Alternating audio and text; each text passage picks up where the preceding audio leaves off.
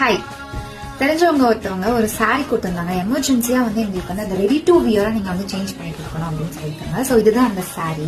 இந்த சாரியை வந்து எப்படி நம்ம ரெடி டு வியரா கன்வெர்ட் பண்றோம், ஹோல் ப்ராசஸ்க்கு அப்புறம் இதோட ரிசல்ட் என்ன அப்படிங்கறது நீங்களே பாருங்க.